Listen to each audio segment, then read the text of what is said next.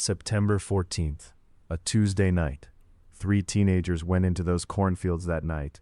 Only 2 of them came back out, and the one who didn't come back left behind a camera. What was on that camera is what I'm going to tell you about tonight. Okay, so let me tell you about these 3 kids first, because I think that matters. Before things go wrong, you need to know who they were. First, there's Danny Marsh, 17 years old. Lived on the edge of town with his dad and his younger sister. Big kid, loud laugh, the kind of guy who made every room feel easier. He was the one with the camera. He filmed everything, always had. His friends used to say Danny was born with a camera in his hand. Then there's Victoria, 17, Danny's girlfriend for about 8 months. Sharp girl, smart, the kind of person who notices things other people miss. She was the one who first said they should go out there. And finally, Marcus Webb, 18. Just turned 18 3 weeks before this happened. Quiet guy, tall. He'd been Danny's best friend since the 4th grade. Marcus was the kind of person you felt safe around. Steady, calm, not easily spooked. Now, why did they go into the cornfields at night? That's the first thing everyone asks. And the answer is honestly pretty ordinary. There was a local story in Millhaven, one of those small town legends that every kid grows up hearing. They called it the Hollow Man. The story went like this. Somewhere deep in the Aldrin family cornfields on the south side of town, there was a scarecrow that had been standing for over 40 years. Old man Aldrin put it up in 1979, and it just never came down. Seasons changed, crops came and went, but that scarecrow stayed standing. And the story was that if you went out there at midnight and you shone a flashlight on it, its head would turn and look at you. Dumb legend. Small town stuff. The kind of thing you dare each other to do in high school. So that's what this was supposed to be. A dare. A stupid, fun teenage dare. Go find the old Hollow Man scarecrow, shine a light on it, film it, come home. That was the plan. It was a terrible plan. They parked Danny's truck on the gravel road just outside the Aldrin property at around 11:30 at night. The corn was tall, end of season tall. We're talking 8-9 feet high. A wall of it. Dark green, almost black at night, and it goes on for acres and acres in every direction. Danny had his camera rolling from the moment they got out of the truck. He filmed the field, filmed Marcus and Victoria, filmed himself in the side mirror grinning like an idiot. Victoria had a flashlight. Marcus had his phone for a backup light and a compass app, because, and this is important, they had done their homework. You can get lost in a cornfield, seriously lost. It's not like the movies where you just push through and find the edge. These rows go on forever, and they all look identical. So Marcus had a plan. Walk due south, find the scarecrow. Walk due north, find the truck. Simple. They pushed into the field at 11:45 p.m. The corn closed behind them immediately. Danny kept filming. You can hear them on the footage. Laughing, whispering, daring each other. Normal teenager stuff. Victoria's flashlight cut through the dark between the rows. Long yellow beam, stalks on both sides. Marcus was checking the compass every few minutes, keeping them straight. About 15 minutes in, the laughing started to die down a little. Not because anything happened, just because the field does something to you at night. The sound changes. The corn moves even when there's no wind. Just a slow, dry rustle. Constant, from all directions, and the smell. If you've never been in a cornfield at night, there's a smell. Earthy, heavy, like the ground is breathing. At 11:58, Danny's camera picked up something in the distance. A shape, tall, dark, standing perfectly still between the rows about 40 yards ahead. Victoria pointed the flashlight at it. It was the scarecrow. Old, rotting really, dressed in what used to be a flannel shirt and work pants, now just tatters. Head made of burlap, stuffed with something, with 2 buttons sewn on for eyes, arms stretched out on a wooden cross frame, just standing there, the way it had stood there for 40 years. Danny walked up close and filmed it, really close. You can see on the footage, his hand reaches out and touches its arm. He laughs, calls Marcus over. Marcus takes a photo. Victoria stands back a little, shining the light, and then Danny says, "See, nothing, just an old stuffed shirt, literally." And that was going to be the end of it. They turned around to head back.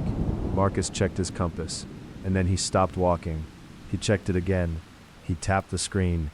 held it flat. Guys, my compass isn't working. Now, a compass not working in a cornfield, you might think, okay, so what?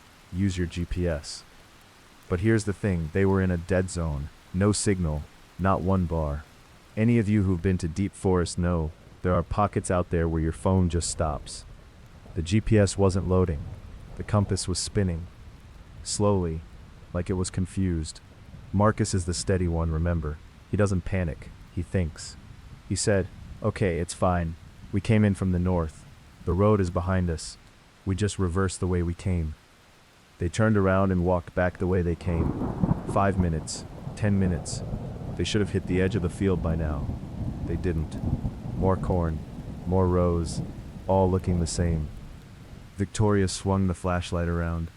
Every direction, identical. 8-foot walls of corn, dark sky above, no lights from the road. Danny was still filming. On the footage you can hear his breathing change. He doesn't say anything. He just keeps the camera moving.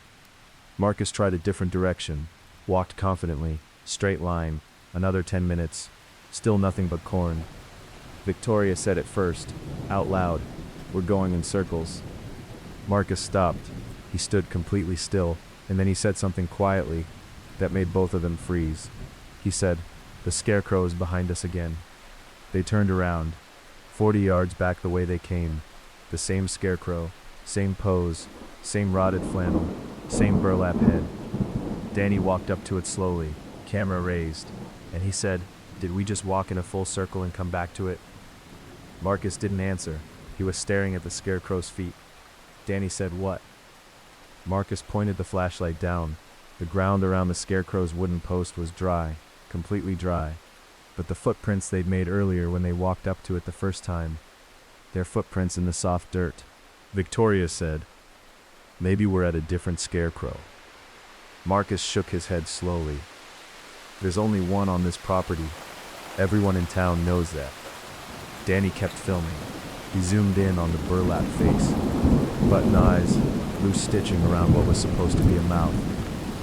And then Victoria grabbed his arm. She said, Danny, its head is facing a different direction than before. Danny pulled the camera back, looked at it with his own eyes. Before, when they first found it, the scarecrow's face was turned slightly to the right. Now it was facing straight ahead, directly at them. Danny laughed, nervous laugh. Okay, we need to go. Right now, let's go. They turned and walked fast, then faster. Not running yet, but close. The corn rustled around them, that same dry sound, constant, but now it felt like it was coming from one direction, behind them.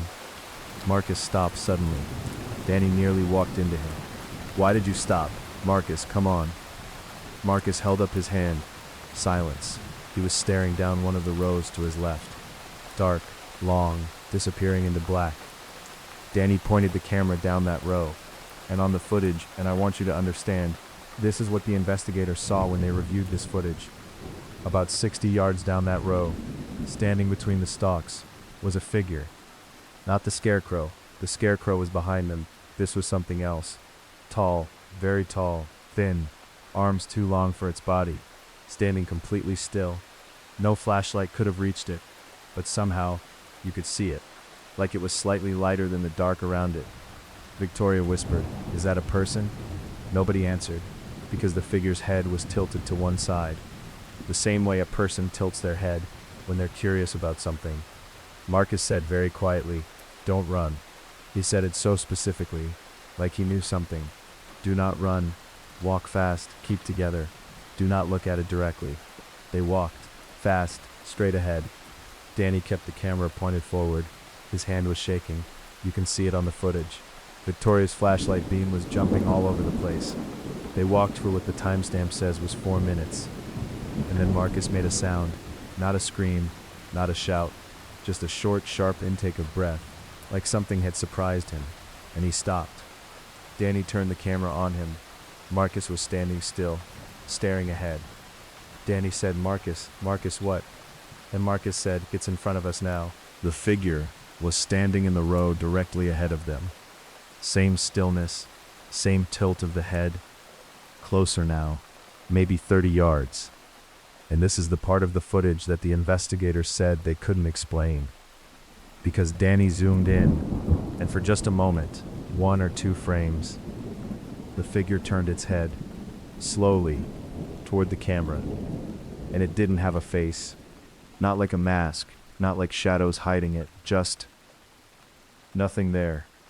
Smooth, like a face that had been erased. Victoria screamed, and they ran, all 3 of them. All the rules about not running, gone. Pure animal panic, tearing through the corn, rows snapping, leaves cutting their arms. Danny still had the camera. Footage is pure chaos now.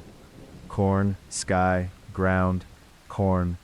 The back of Marcus's jacket, Riva's voice screaming, "Keep going, keep going, keep going." This goes on for nearly 2 minutes on the timestamp. 2 minutes of running. And then, suddenly, gravel under their feet. The road. They hit the road. Danny's truck was there, 30 yards to the left. They ran to it. Victoria got in first. Marcus got in. Danny pulled open the driver's door and got in and started the engine and pulled onto the road and drove. Nobody spoke for 5 full minutes. Then Victoria turned around to look at Marcus in the back seat. And she stopped. She said, "Danny." Danny looked in the rearview mirror. Marcus was sitting in the back seat. But Marcus was not looking at them. He was looking out the window, back toward the field. His face was completely blank. Danny said, "Marcus, you okay, man?" Marcus said nothing. Marcus turned his head slowly and looked at Danny in the mirror. His eyes were open, but they weren't right. Like the lights were on, but nobody was home. He said, in a voice, "I don't remember running." Danny and Victoria felt suspicious. That didn't sound like Marcus. Danny drove straight to Victoria's house. He called his dad. His dad called 911. Sheriff's department did a sweep of the cornfield. First light the next morning, they found the scarecrow. They found the rows where the corn had been broken from the kids running. They found 3 sets of footprints going in, 2 sets coming back to the road. Marcus Webb's footprints, stopped in the middle of the field. No signs of a struggle, no drag marks, no blood. His footprints just stopped, like he had been standing in one spot and then ceased to exist. They searched that field for 2 days. Cadaver dogs, grid search, everything. They found nothing. Marcus Webb was never found. Days passed and weeks passed. Danny gave the camera to the sheriff's department voluntarily. The investigators reviewed the footage. They confirmed what was on it. The figure in the rows. The figure in the rows, the face without features. The way it moved between positions without appearing to travel. Their official report described it as, and I'm reading this exactly, an unidentified individual or individuals whose behavior and physical characteristics could not be conclusively explained. That was their conclusion. Unidentified. Could not be explained. Danny moved out of the village 6 months later. Victoria stayed for another year before she left for college and never came back. Both of them still don't talk about it publicly. The cornfield is still there, still gets planted every spring, still gets harvested every fall. The scarecrow is still standing in it, has been for 46 years now, and local kids still dare each other to go out there at night. Most of them don't. The ones who do come back fast and quiet, and they don't really explain why. I've been looking into this story for a while now. I've read the incident reports, and here's the thing I keep coming back to. Marcus said something on the drive home, before things got worse, before his eyes went blank.